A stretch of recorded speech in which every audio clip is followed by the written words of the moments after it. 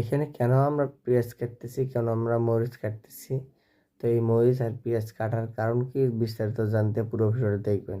তো এই যে ইতিমধ্যে আমাদের মরিচ আর পেঁয়াজ কাটা শেষ।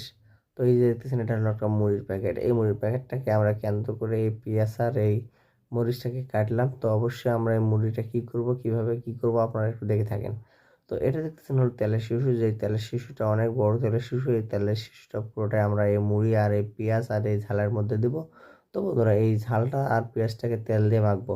তো এটা দেখতেছেন আপনারা একটা বিশাল চানাচুরের প্যাকেট, রুশি চানাচুরের প্যাকেট, অরিজিনাল মিক্সড। তো এই চানাচুরের প্যাকেটটা অনেক সুস্বাদু। এই চানাচুরের প্যাকেটটা দিয়ে পেঁয়াজ আর মরিচ আর এই মুড়ি দিয়ে মাখবো। তো অতঃপর দেখতেছেন এই যে আমরা আমাদের পেঁয়াজ, কাঁচা মরিচ আর এই চানাচুর, এই রুচি চানাচুর পুরোটাই একটি আমরা মিক্স করলাম। করার পরে এই যে আমরা এখন তেল ঢালতেছি, দেখতেছেন এই তেলটা ঢালার পরে আমরা হাত দিয়ে একটু মাখবো। মাখার পরে এই যে এখন মুড়িটাকে পুরোটা আবার ঢেলে দিলাম, মুড়ি থেকে একটু তেল দিলাম। তেল দেওয়ার পরে মুড়িটা সুন্দর করে মিক্সড করা হচ্ছে চানাচুর, পেঁয়াজ আর কাঁচা মরিচের সঙ্গে।